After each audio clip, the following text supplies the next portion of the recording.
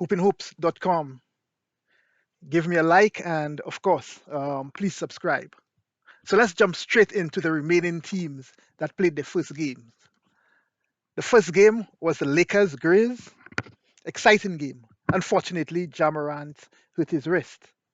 I hope he makes a speedy return. Even though we've seen Memphis, adjust in the past when Jai is out, but I've always said you want to see teams compete, with all their players. It's- It just, makes for a better game. Before the series started, most people thought the Grizz had a better team. And they might be right, but it's difficult for me to see Memphis beating a team with LeBron and AD and the crew they have. Now, if it is the team the Lakers had before the trade deadline, then maybe I could see the Grizz winning, but no, not with that team. Although the Heat took game one, it's also difficult for me to see them winning the series against the Bucks.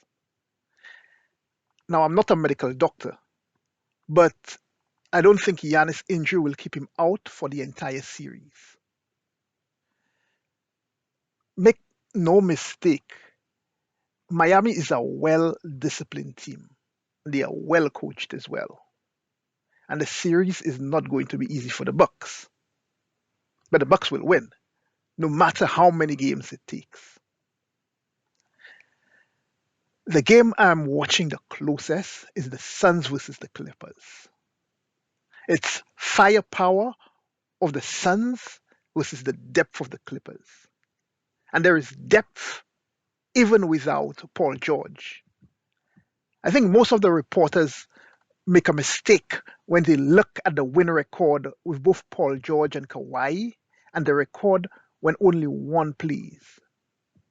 And what they would say is that the record when both plays is better. They are not wrong, but they are in error. If they separate the record when only one plays by either Paul George or Kawhi, they will see that when Kawhi is the only one that playing, the record is better.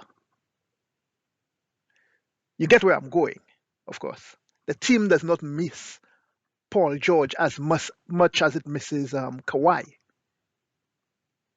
Now, of course, when both of them plays, the Clippers are more formidable.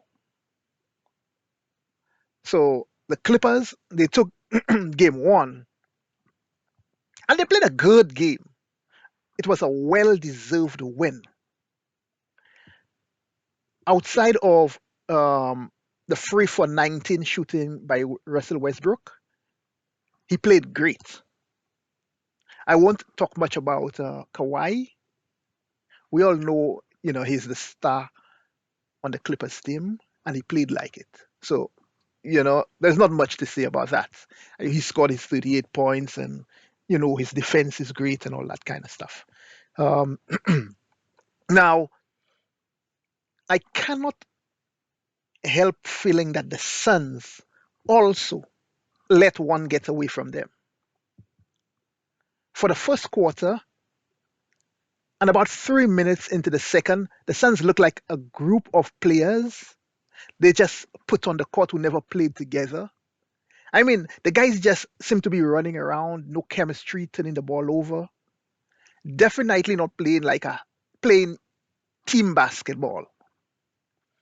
Katie took only 4 shots in the first quarter, I believe, and he missed all of them. In fact, he missed his first 5 shots until he really started to pick it up where he went 7 for 10 the rest of the way. I mean, Katie only took 15 shots the entire game.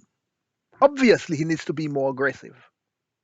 He went the entire third quarter without taking a shot. No one can tell me that the Clippers' defense was so good that Kevin Durant could not take one shot. In the second half, I think Katie took only 4 shots, only one shot in the final 7 minutes of the game. And he did not even take one shot in the final 5 minutes.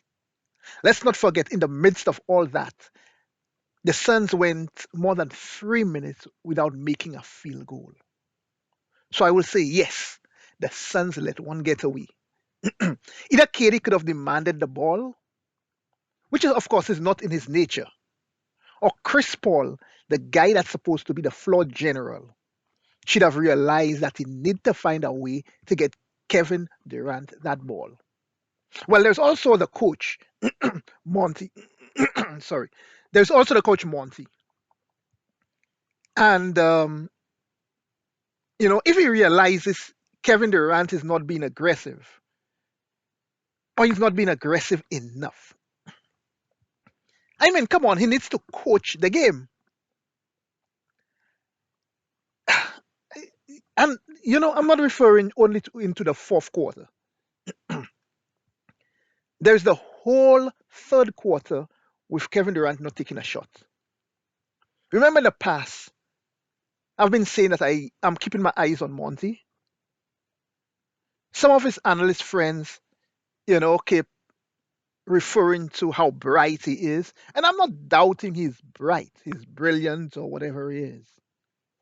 All I need to see is it show up in the results of the game. As far as I'm concerned, I'm still waiting for him to prove himself because all the brightness that persons have been speaking about, I've not seen it in results in the way, some of the persons I consider top coaches have proven themselves. I won't talk much about Chris Paul, other than he's looking like an old man. All right? I mean, it's not like that he cannot play entirely, but he's just looking old. And yes, again, the Suns let one get away. The last game went as expected. The Nuggets dismantled the Timberwolves. Hoopinhoops.com.